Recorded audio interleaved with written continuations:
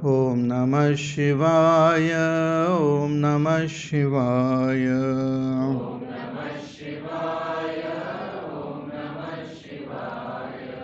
Om Namah Shivaya. Om Namah Shivaya. Om Namah Shivaya. Om Namah Shivaya.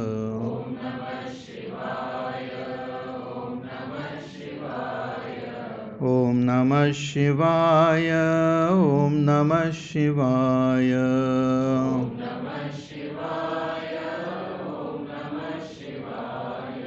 Om Namah Shivaya. Om Namah Shivaya. Om Namah Shivaya. Om Namah Shivaya. Ya Namah Parvati Pataye Har Har Mahadev. Hari Om. We shall chant this mantra also. Little paper you must have got. So you repeat after me.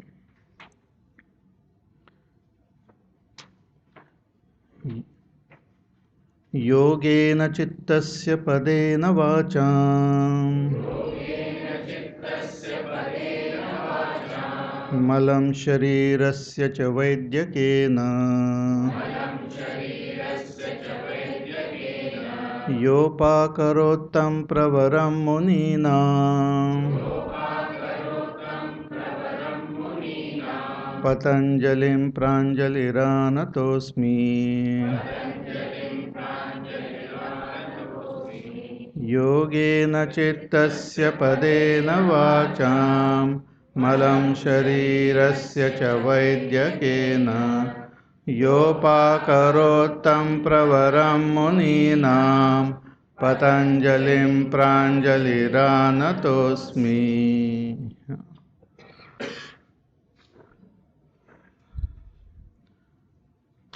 So yogena chittasya padena vacham malam sharirasya cha vaidyakena yopakarottam pravaram muninam patanjalim pranjaliranatosmi.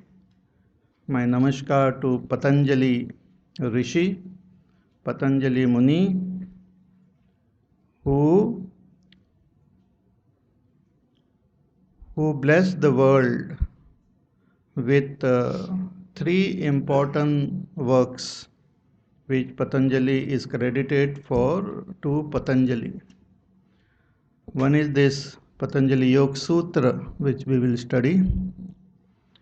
Another is he has written Bhashya on Panini grammar. And he has also written one book on medicine.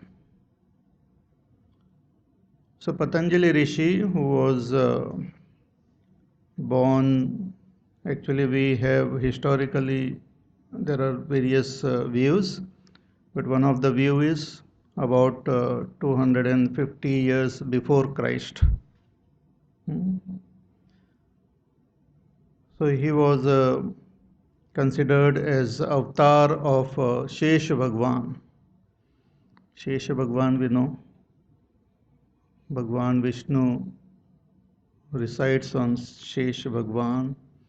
So he is considered as the avatar of Shesha. He was a great rishi, and you can say one of the most ancient psychologist also. Depth psychology, meta psychology. So Patanjali Rishi, he wrote this Yoga Sutra,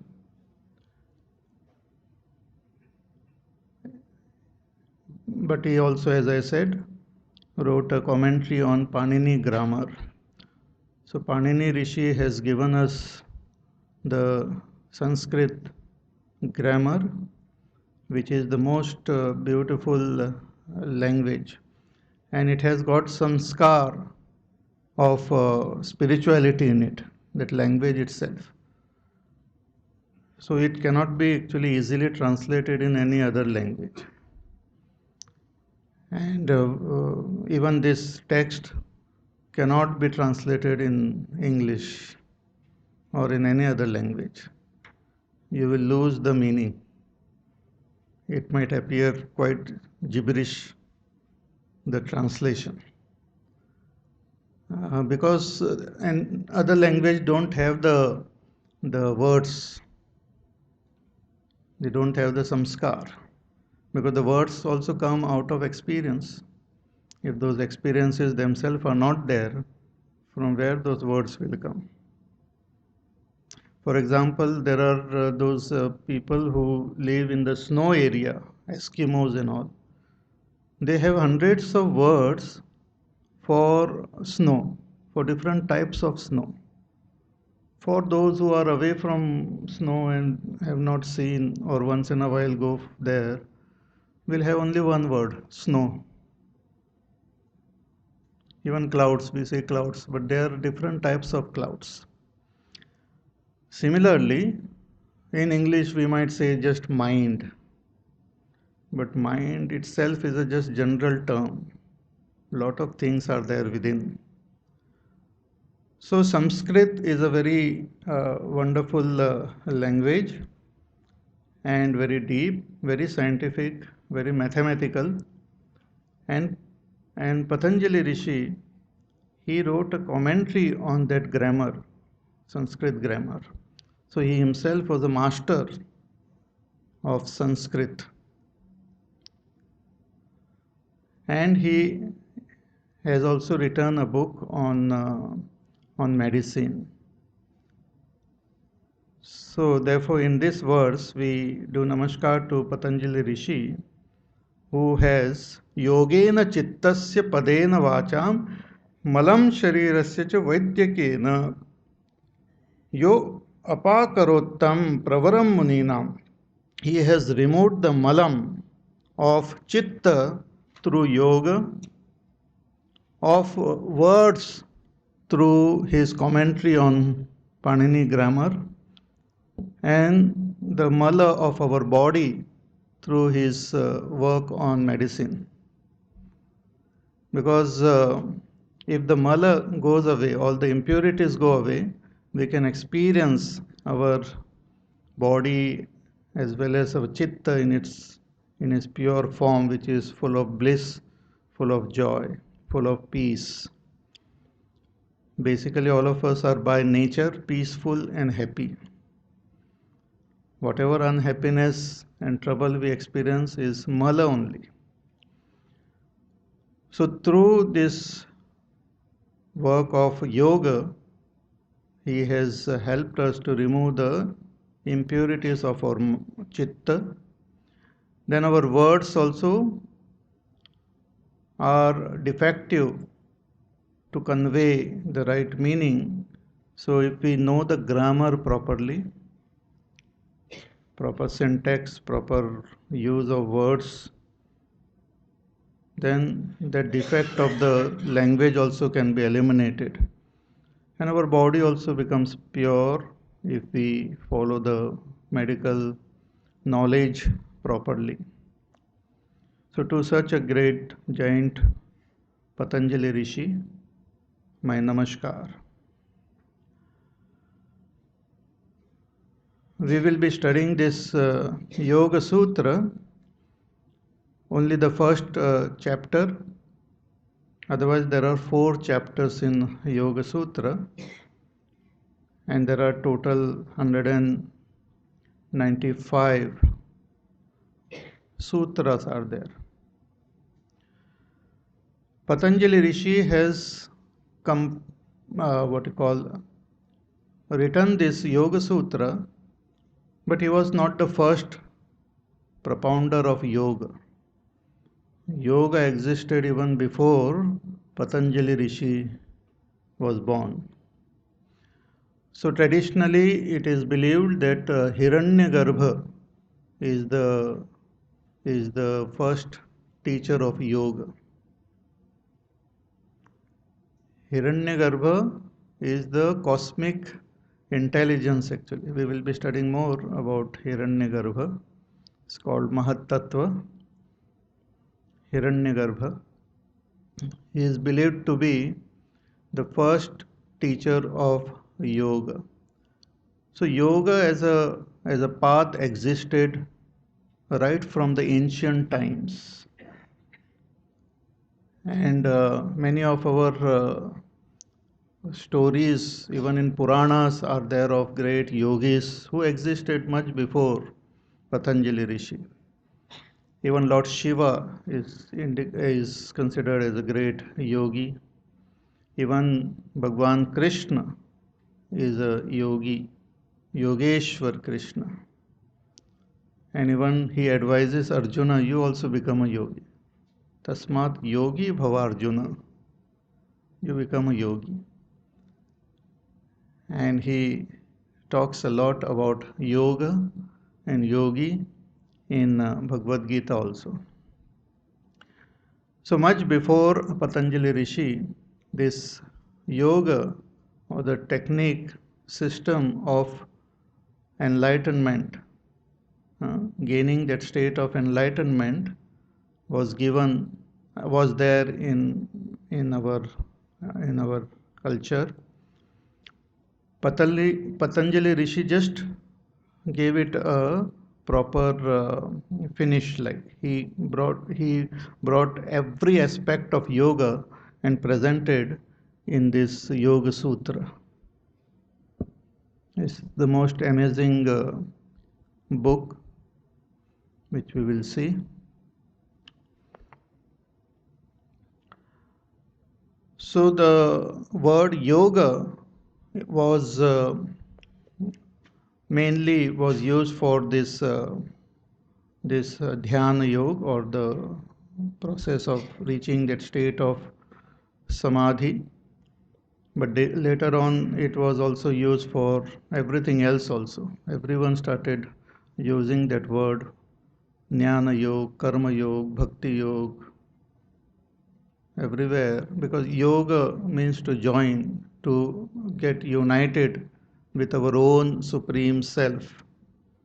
So whatever takes us towards that, whatever method, whatever sadhana which help us to reunite with our own self, were also called yoga. So the Rishi gave us this beautiful literature. Before Patanjali Rishi, another great Rishi was born, was Kapil Rishi. And Kapil Rishi gave us what we call the Sankhya philosophy, the Sankhya Yoga. And he has written that Sankhya Sutra. This Sankhya Sutra is the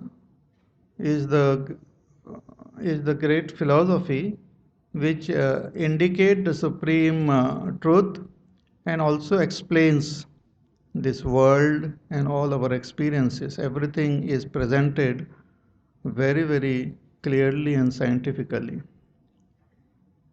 So in Sankhya philosophy, we have the first mention of the term Purusha, Prakriti, and the various expression of Prakriti, the three gunas, Sattva gun, Rajogun, Tamogun, and various experiences, Tushti and all those things. So everything was presented in a very systematic way by Kapil Rishi. He was one of the most brilliant, you can say, expression of Ishvara only. So his name is mentioned by Bhagwan Krishna in Bhagavad Gita also. Out of all the munis, I am Kapil Muni. And all other later philosophers also who came, great rishis also who came, they took the support of the Sankhya philosophy only to explain their own vision, because this was the support. You cannot add anything more, cannot remove anything more. Kapil Rishi, with his divine uh, power or sadhana, he saw not only the truth but the expression of this truth in the form of this Prakriti and its various what you call divisions. So these are the facts which were directly experienced by Kapil Muni. And Kapil Rishi only said that if we come to recognize this Purusha as our own self, we will become free of all our sorrow, all our bondage. But he did not go into detail about the sadhana which will lead us to this state of enlightenment. So, uh, it was given by Hiranyagarbha in the form of yoga, and later on, our Patanjali Rishi gave us the whole yoga philosophy or yoga path in a very systematic way in his Yoga Sutra. So the Sankhya and Yoga, they go together hand in hand. Just like in our school or college also, we have the theory and then we have the practice. So Sankhya gives us the theory and yoga helps us to practice and reach that state which is indicated. Though it goes together, but even then, independently also, if one follows the path shown by Patanjali Rishi, that will take us to the ultimate goal. But if we have the little background of Sankhya, that will make it more more clear. Okay. So briefly we will see that also as we study. Patanjali Rishi and all the so many other rishis also, they gave their whole vision in sutra form. Sutra literally it means thread. Sutra thread. It also means aphorisms or formulas. Sutras are formulas, but they are not haphazard formula. They are formulas which bind the whole philosophy together like a thread. This was the style of writing in the good old days because in very few words they conveyed everything about the philosophy of the darshan. It is the most fascinating style. In sutra, in formulas, the entire message was conveyed because printing and all was not there. So even if you have to by heart the whole thing, it will not be very difficult to by heart. This was one style. Another style we have like Pauranic style is of Vistar. You one little thing and you tell a big story about it. The whole Bhagavad Puran was conveyed to Naradji in 4 verses.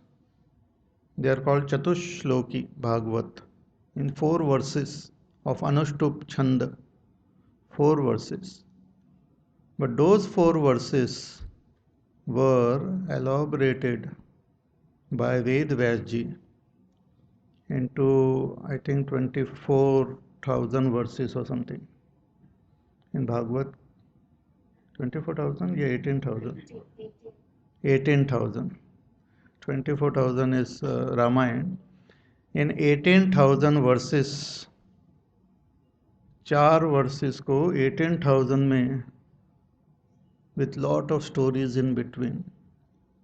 So that is one style of conveying the message, Pauranic style. Another, we have this regular our style where everything is explained without going into stories but in detail, like Bhagavad Gita. The main theme was explained to Arjuna. He had to fight the war. Bhagwan told him also that you just fight, that is your dharma. You don't give up your weapon. Fight this war. इतना बोलने से काफ़ी होता.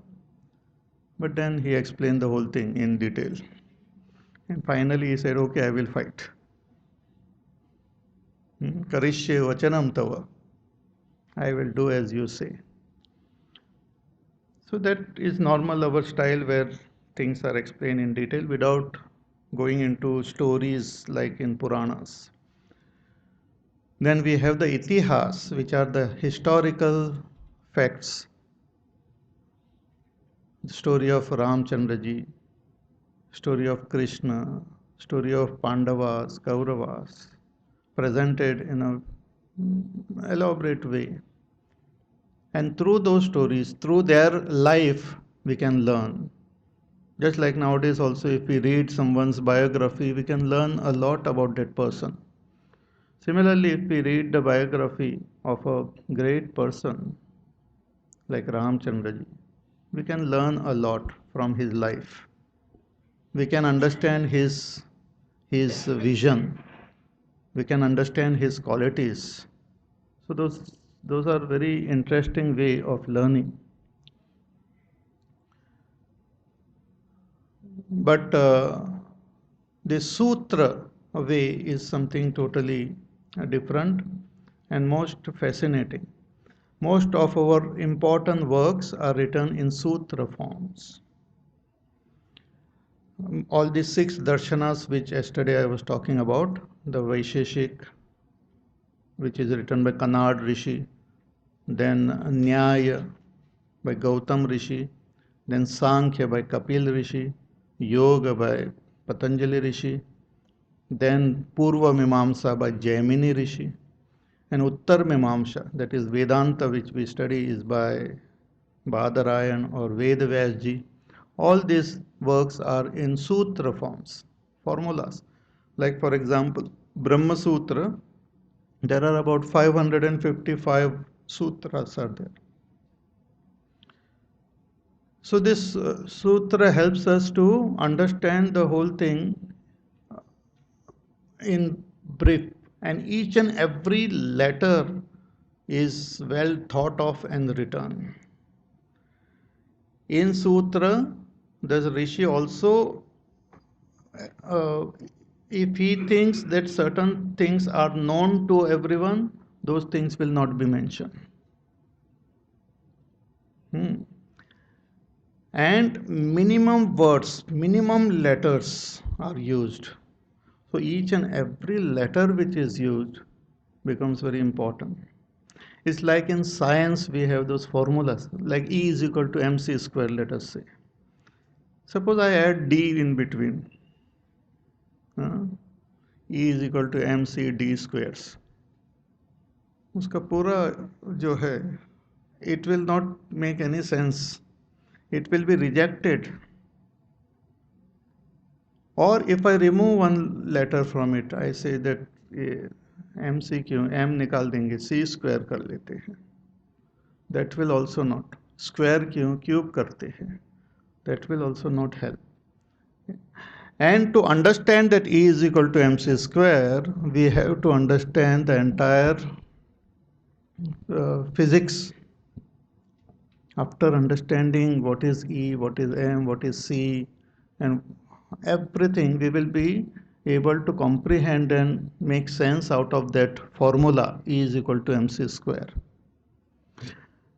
Similarly, these 196 formulas are there. but they are not uh, separate from each other, they are linked together. So they form one like a mala, like a garland. They are not de-linked. So they are most amazing formulas. One thing we can find common in all the sutras, like even Bhakti Sutras are there, like Narad Bhakti Sutra, Shandilya Bhakti Sutra. In all this, even our grammar, Sanskrit grammar is written in Sutra. Panini Sutras are there. All this Sutra literature, one thing you can find common is that they begin with the word atha and they conclude with the word iti. Iti means thus, atha means now. From now to thus. In between, there might be so many other words. Iti means itna hi. Even about Brahma, the scriptures they say na iti. Iti nahi hai usko. Means there is no full stop. Means you can go on and on. You cannot convey everything about Brahma. There is no iti, na iti. But in sutra form, there is iti. आखिर में the rishi says iti. Iti means हो गया, full stop. Whatever I had to convey, it is conveyed. And it begins with the word atha. So most beautiful way of giving the message. Like Brahma Sutra begins with Athato Brahma Jidnyasa. Okay. Now, therefore, we will begin an inquiry into Brahma. Janmadyasya yataha. Brahma is that from which the world has come into being, it is sustained, and again merges back into it. That is called Brahma. And that is given in the scriptures. Shastra Yonitvat Tattu Samanvayat. All the scriptures they talk about it. So like that we have the sutra literature, and Patanjali Rishi, being a great grammarian, he uses the language in such precise manner that even those who don't understand so much of grammar, they will appreciate the beauty of it. It's very well written. He was, as some people say, he was like a great scientist in this field, like Einstein. Just as we have Einstein in the field of science, Patanjali Rishi was like Einstein in the field of spirituality. Very precise. Mathematics. See, when a person goes into the world inside, generally he becomes like a poet, start conveying things in a poetic way. Person who dive deep becomes a poet, and who studies the world and all becomes a mathematician like. But here we have Patanjali Rishi who have dived deep within and remained a scientist, remained a mathematician to convey things very precisely, not going into poetic, what you call, adventure like, but precisely. Very beautiful. Now, many of you have studied Vedanta also. So one should not feel that, oh, एक कौन सा अभी दूसरा आ गया. To understand Vedanta so difficult.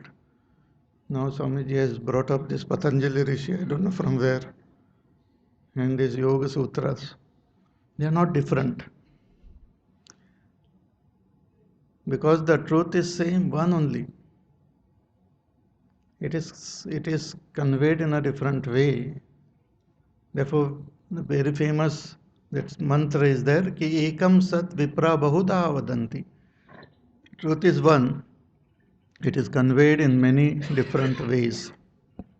So don't feel that this is a different philosophy. It's a different approach. In fact, Vedanta also accepts what Patanjali Rishi is, the method which he has given here. Because we have this, what we call the Shravan and Mananam, but the Nididhyasana technique is understood well if we can study this Patanjali Sutras. So, our Vedanta study will also help us to comprehend what Patanjali Rishi is telling us. So, Patanjali Yoga Sutra, Samadhi Pada, we will now begin. Just one point before we begin, and that is about various commentaries which are written on Patanjali Yoga Sutra. The most ancient and most authentic or popular commentary on Yoga Sutra is written by Vyasa. We don't know whether he was the Veda Vyasa or another great rishi who was born called Vyasa. Vyasa Bhashya is there in Sanskrit on Patanjali Yoga Sutra. Then there is to explain this Vyasa Bhashya, another great rishi, Vachaspati Mishra, he wrote a sub-commentary on Vyasaji's Bhashya. And then there are others who also wrote. Then recently they found a amazing discovery was made. They found a commentary, sub-commentary.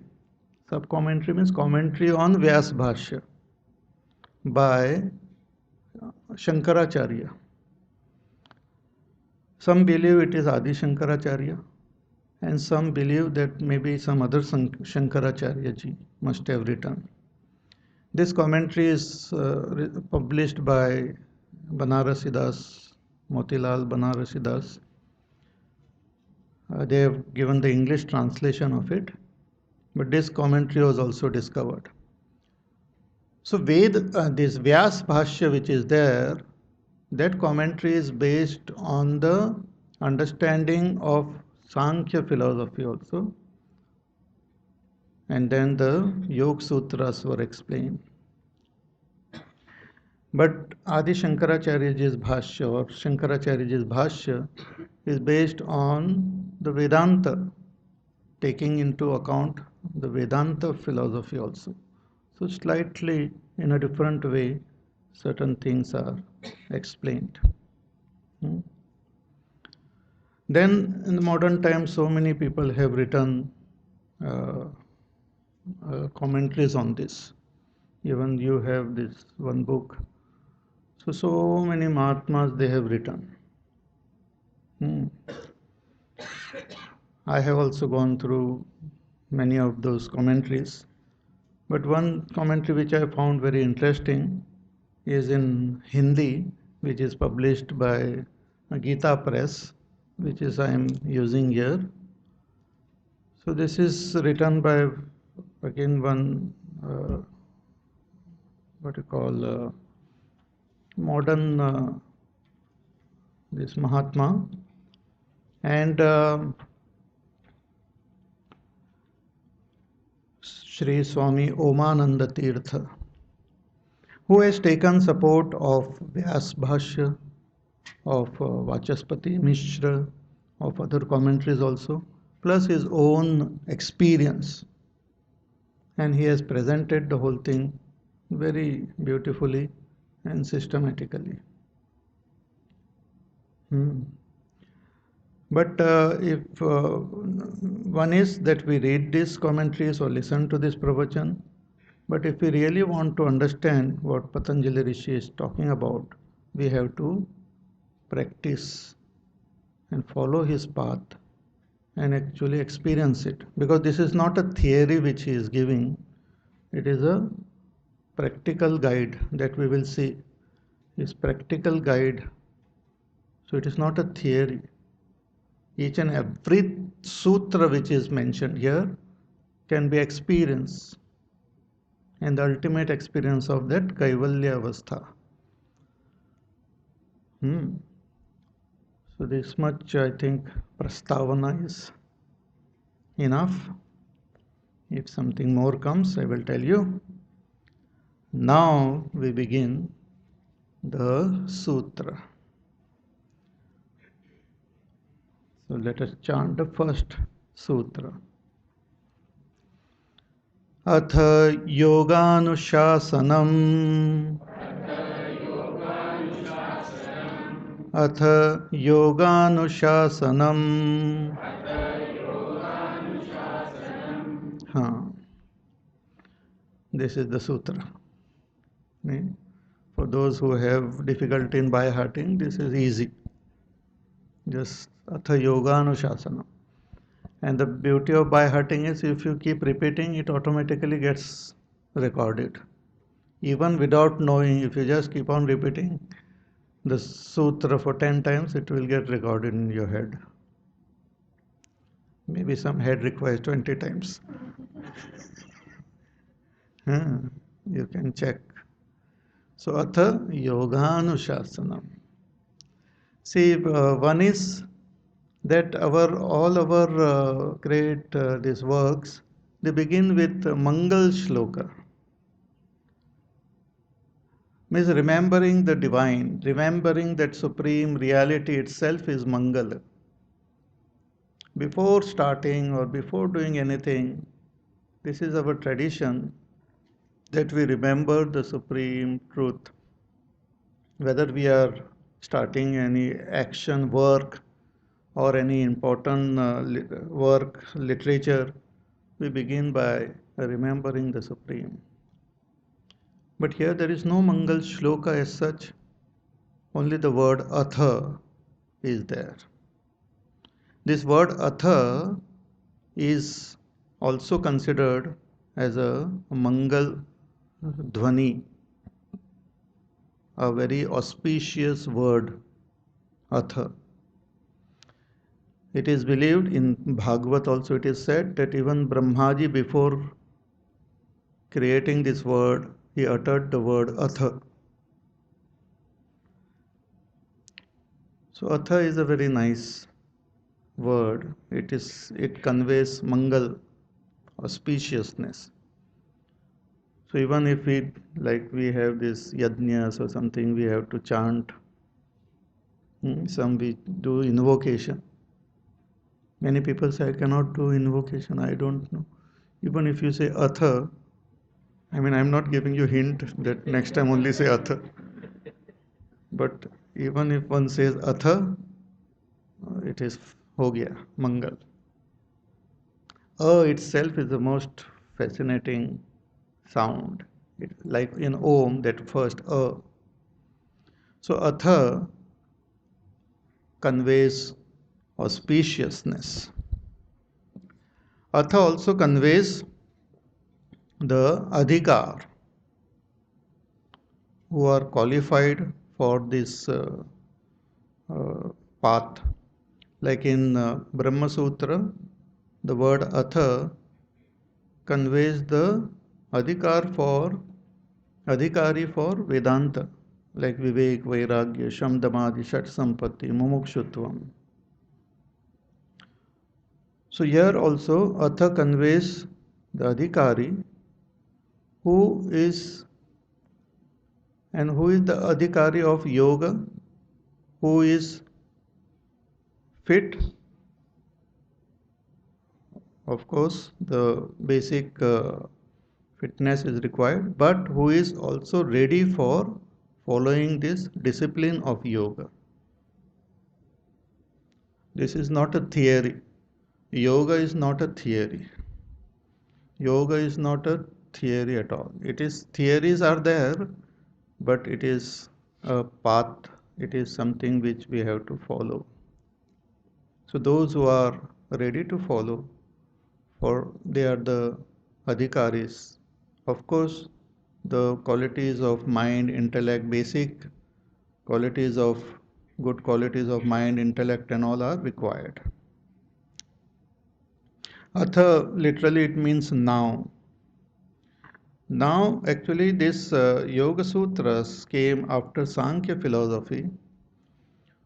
So, in the good old days, when people studied and understood the Sankhya, which is also based on the Vedas, but it is conveyed in a beautiful way. So those who have studied and those who have understood the Sankhya and those who have understood that okay, I have to recognize my own self and gain that Kaivalya Avastha. But how? What should I do? How should I go about? I want to experience that Kaivalya Avastha, that state of enlightenment. So those who have that intense desire to experience that Kaivalya Avastha, those who have mastered the theory and also the initial preparation, like followed the path of dharma and made their mind sufficiently pure, and mastered the theory and want to experience the truth directly,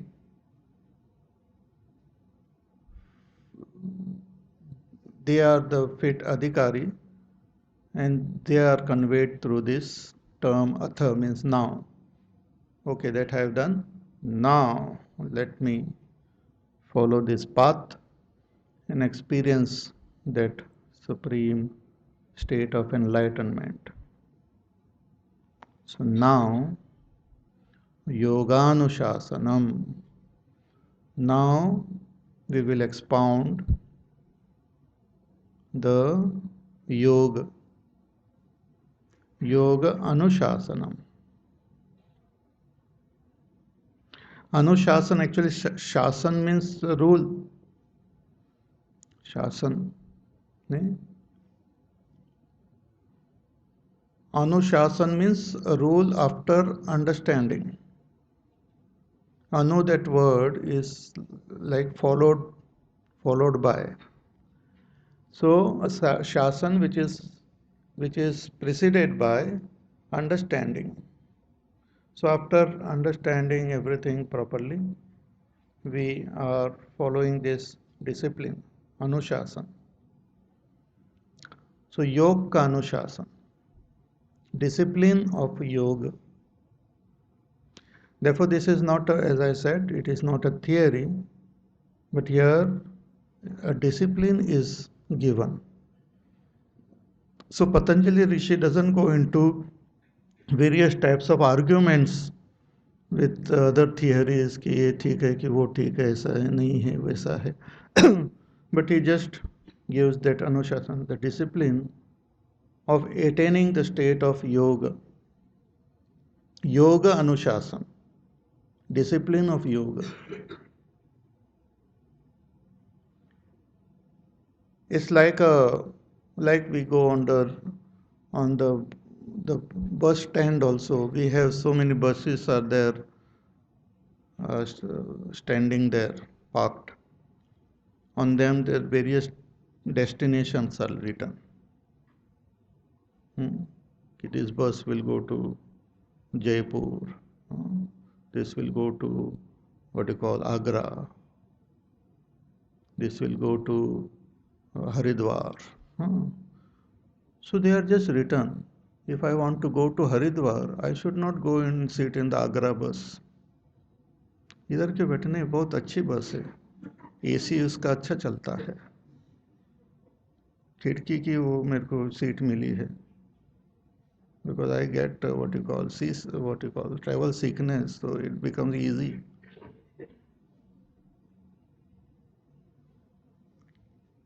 No. If I want to go to Haridwar, I should just sit in the Haridwar bus and go. Yoga, the meaning of yoga is not only the path, but also the goal. We will see the definition of yoga in the second sutra, which is given, which means the state of samadhi only. So, yoga is not only the path which leads us to the state of samadhi or that kaivalya avastha, the state of enlightenment, it is also the path. So, path and the goal. बस खड़ी है दिल्ली में लेकिन उस पर हरिद्वार लिखा हुआ है. अरे यार दिल्ली में है तो दिल्ली लिखो. नहीं, goal is Haridwar, but sitting in the bus is the path. It will take you there. Two buses at the same place, you will find अरे इधर ये भी सेम है ये भी सेम है, दोनों इधर ही रहे. This Haridwar bus will take you to Haridwar. Agra bus will take you to the mental hospital there. नहीं, मेरे को ताजमहल देखना, वही एक ही चीज है. हाँ. So, similarly, if I want to attain that state of yoga, which is samadhi, and yoga is also the path, so I have to sit in the bus of yoga, the discipline of yoga, anushasan. Anu also means, as I said, followed by. To follow is called, like Anuja, we say na, Anuja. Anuja means younger brother, who is following the elder brother. So here, indirectly, Patanjali Rishi is also conveying that I am not giving this for the first time. I am also following the path shown by Hiranyagarbha. Hiranyagarbha is actually cosmic intelligence or Ishvara's mind. So this, what it means is this path, the yoga is given by Ishvara himself. The path is given by Ishvara himself, who is Hiranyagarbha. In Bhagavad Gita also, Bhagwan, who is identifying with that supreme truth, Brahma, he says that I gave this path first to Lord Sun. That Sun represents Hiranyagarbha. And Sun gave to Manu, and Manu to Ikshvaku. And in this way, the lineage. So that Hiranyagarbha is the first yoga guru. So much before Patanjali Rishi, this path was already there, but it was not systematized. It came down from Guru to Shishya, and it was scattered everywhere. People were not very clear about the entire path. So it was given a structure. So Anushasan also means a discipline in the sense, जो योग का जो all the science of yoga which was there scattered, it was brought under discipline and presented to the world. Anushasan. Even about grammar, it is said in the sutra that it is like Anushasan of Shabda. Words, they also run around here and there. They are bound, they are put into discipline through grammar. Words are also, if they are in discipline, they will not be able to convey. Therefore, some people speak, but nothing is conveyed. So words can convey only if they follow certain discipline of subject, of predicate, of verb, adverb, this, that, all syntax. Everything is properly disciplined, then it will convey. Nowadays, because of our all texting and this and that, All these words have become free, like they are free birds. They have no discipline. Words don't have discipline because we have loosened their bound. So they will, after few years, people will not understand what the other person is saying, and that's happening even now. What children are speaking, parents don't. Before also they were not understanding, but now they don't understand at all. Like, because there is no discipline of words. They don't follow any rules, no grammar, no nothing. So grammar, because words are like free birds, grammar is meant to discipline words. Similarly, yoga, people just read here, there, this, there, कुछ भी कर लेते हैं. क्या कर रहे? योग कर रहा हूँ. No discipline. So to bind and create a discipline in that yoga, Patanjali Rishi has written this. योग अनुशासन, योग को बांध के रखो, उसको डिसिप्लिन दे दो, so that it can be used properly. Wherever you want the yoga to take you, it will take you there. It can be utilized in a proper way. So atha yoga anushasana. So the word yoga, though literally it means to bind, to connect. So connect means, that word in English we have that yoke. Connect means, at present we have a notion about myself, an understanding about myself, which is a limited or a faulty understanding about ourselves. What we really are is much more sublime and much more deep. But we are as though disconnected from ourselves. We have as though shifted from our own center. Just imagine a wheel. It has got that center and axle on which the wheel rotate, like our cycle.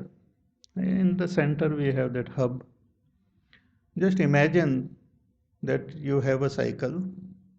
You might have a cycle, so you don't have to imagine. But if you don't have, then imagine. So you have a cycle wherein the center is slightly dislocated, like thoda 1-2 inch, and you are riding the cycle.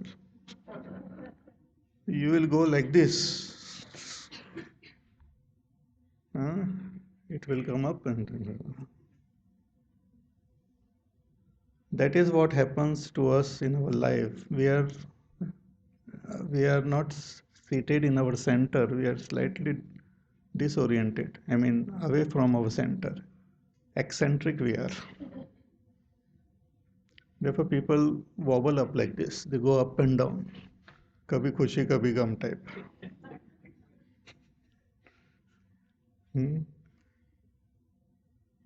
Because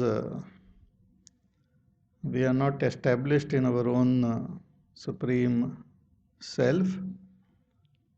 So we are not connected to ourself. We are not connected to our own inner self. Then what? We are connected to something else. We are connected to our body, the world, to so many other factors which are not our real self. So to again reconnect to ourselves, which is also, I think, the meaning of the word religion, to reconnect to ourselves.